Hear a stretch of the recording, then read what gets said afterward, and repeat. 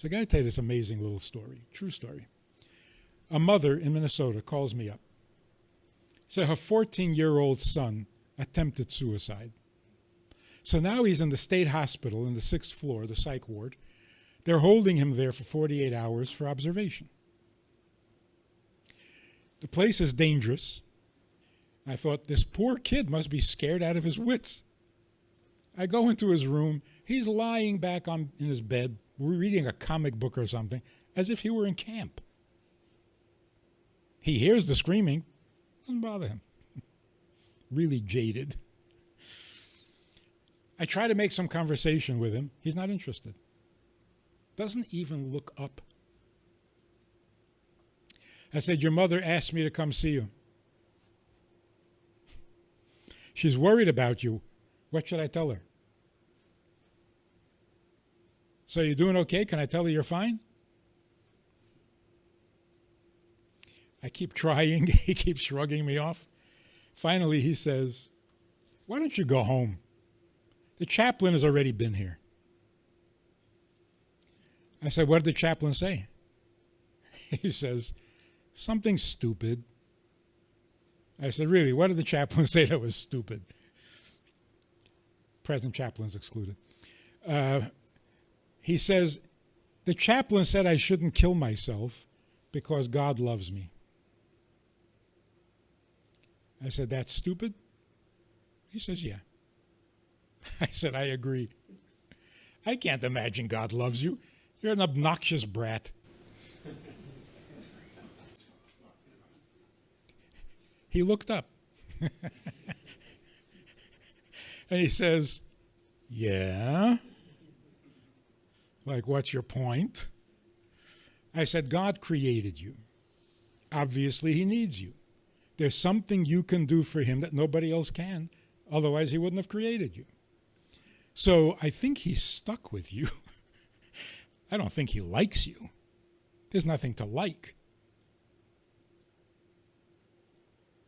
He says, well, what if I don't want to do what he created me for?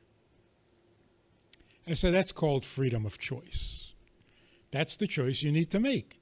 You want to fulfill the purpose for which you were created, or you don't want to. Say something. Take a position. Say yes, no, I want, I don't want. Conversation didn't go much further than that. But I learned something really, really amazing. The chaplain's answer was stupid. For a very simple reason. This kid tries to kill himself. What is he telling you? What is he saying to the world? I can't pay my mortgage? Why is he killing himself? He's 14. He tried to kill himself along with a friend. They made an activity out of it. Because he doesn't feel like he's necessary. So why not? What's the difference? Now the chaplain comes and says, no, don't kill yourself. God loves you. Do you hear what the chaplain is saying? He's saying, fine, you're not necessary. You really are not necessary. You're right. But don't kill yourself. God loves you. Wait a minute.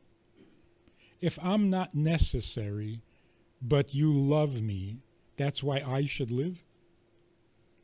What am I, your pet? For a gerbil, that would work.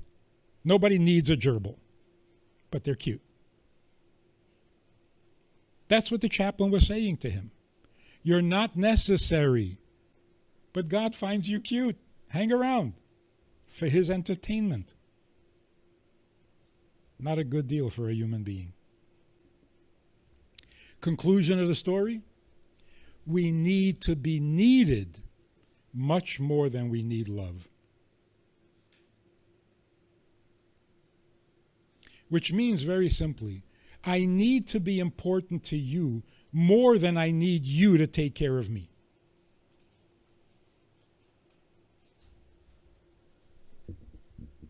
And why is that? Because if you need me, then I have a life. If you're just taking care of me, all you're going to give me is an existence. And that's depressing. The scientific definition is, in order to exist, you have to occupy space.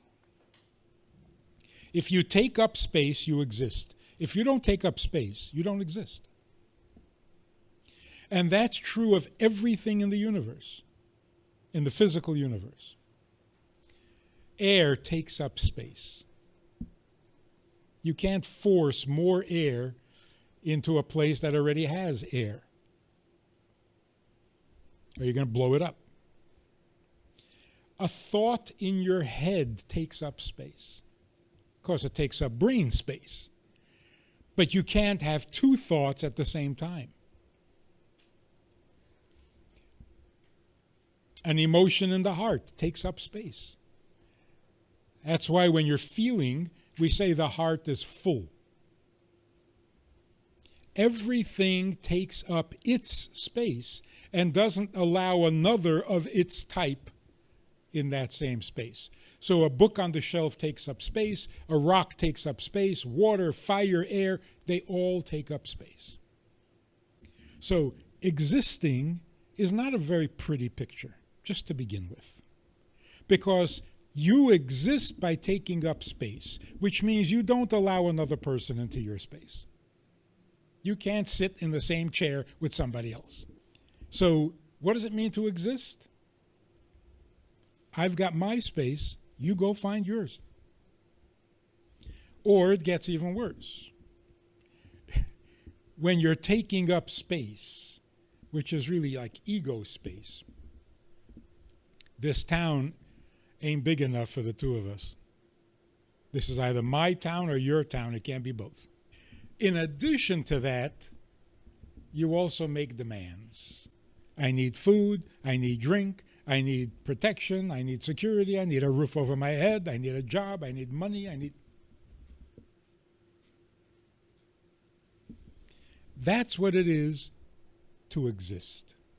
Now, suppose you have your own place. You have your space. And you have food, and you have drink, and you have security, and you have a roof over your head, and you're comfortable. It's not too hot. It's not too cold. Perfect, right? What have you accomplished? Absolutely nothing, because tomorrow you're going to have to do it all over again. Tomorrow you're going to occupy space, you're going to need food, you're going to need drink, you're going to need... So all you accomplish when you succeed in existing is that you'll exist again tomorrow. And then the next day, and then the next day. Sometimes what is good for my existence is not good for my life. Like, for example, I was here before any of you walked into the room. I had the whole room to myself, which is a great existence. My space was unchallenged. Then you walk in,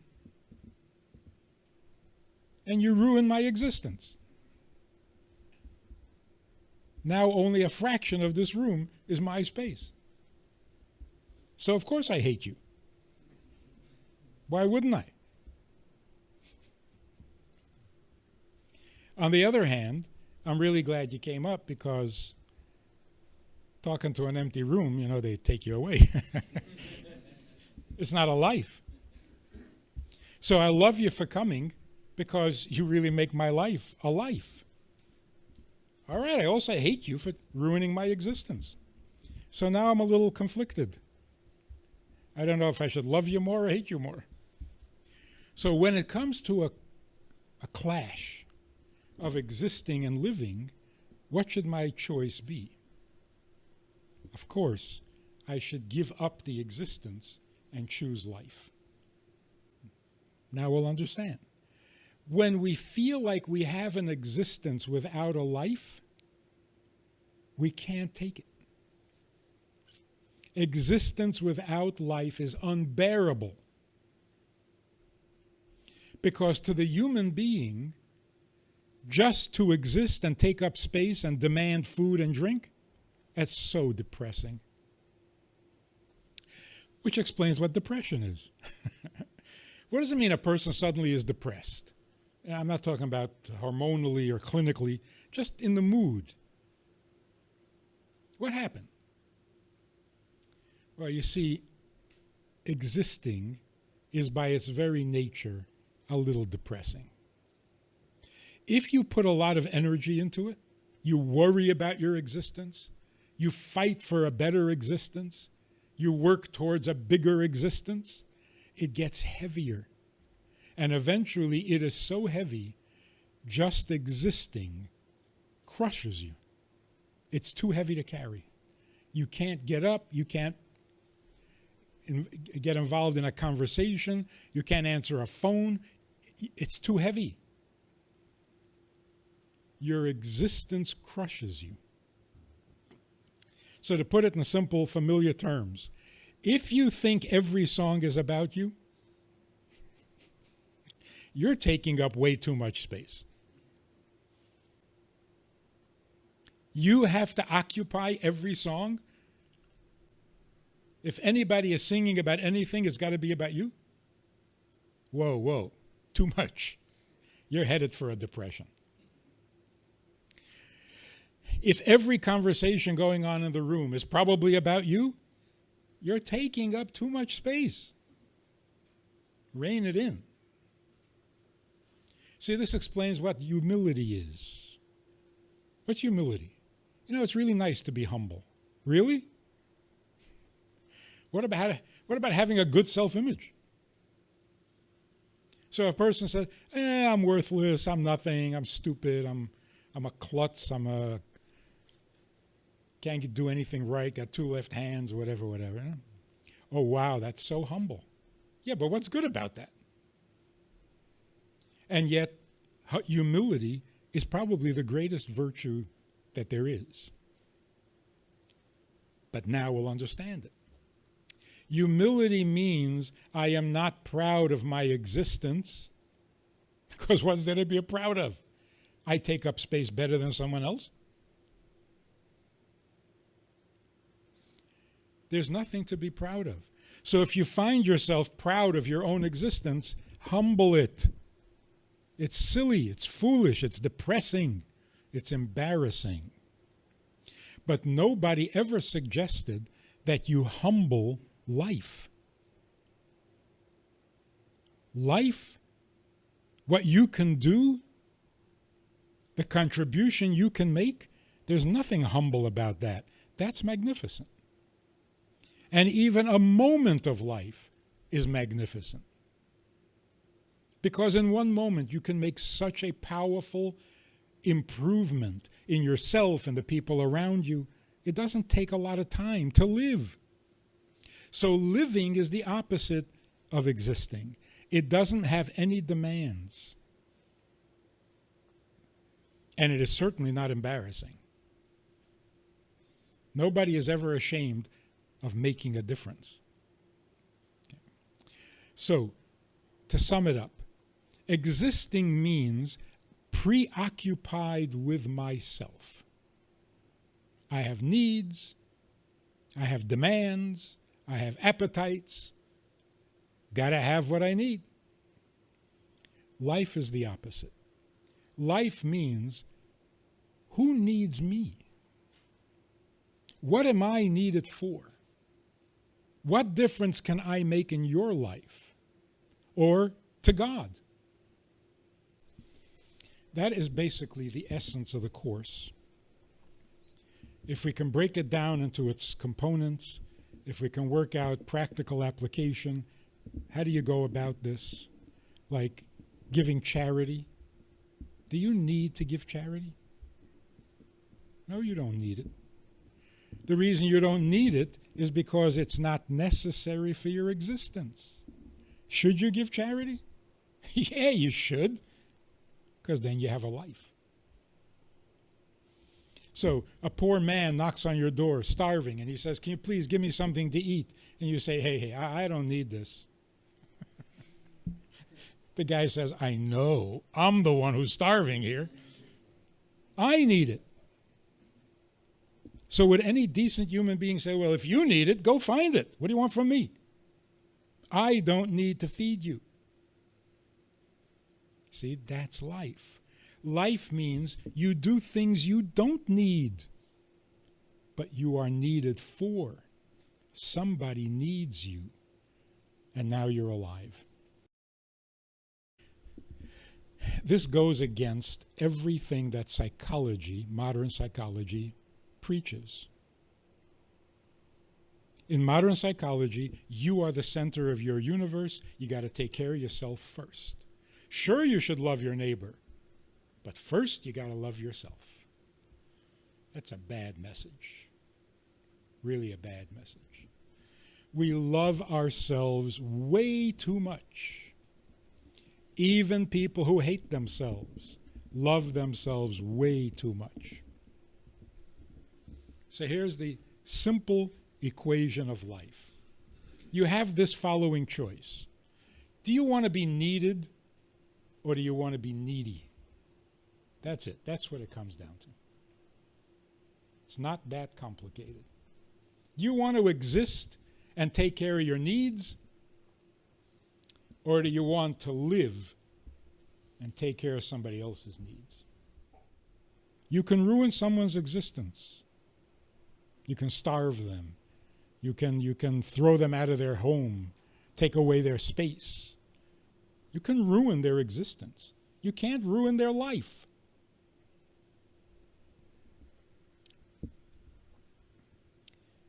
No matter where you are, no matter how bad your existence is, you can make a difference.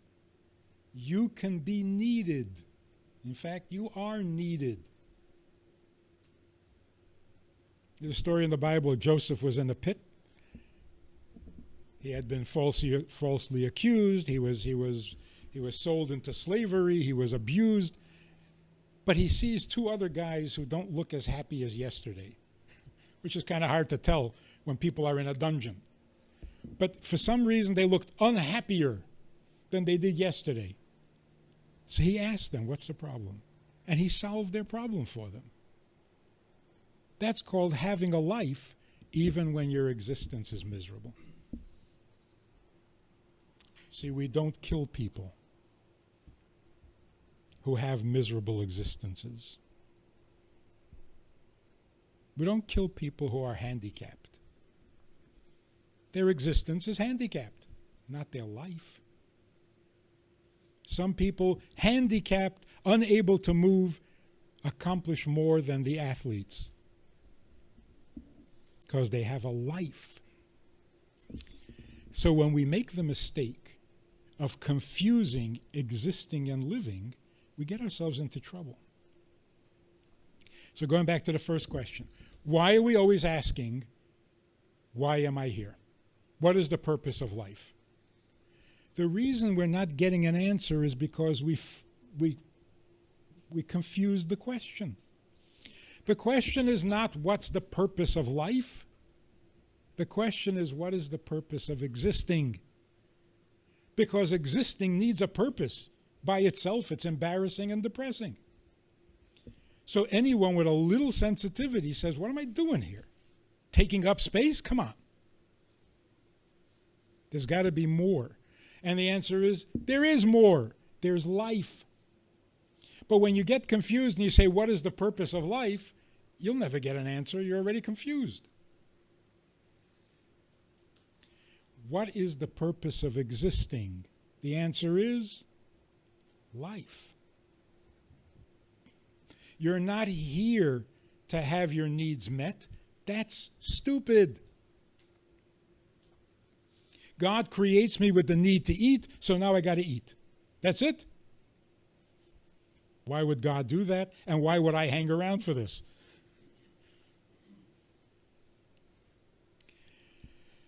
God created us because he needs us. And when we're nice, maybe he loves us also. But the main thing is we are necessary. We are needed. And when you feel needed, you don't feel so needy. That is the secret to life. Maybe when your existence is not so good, it actually forces you to live.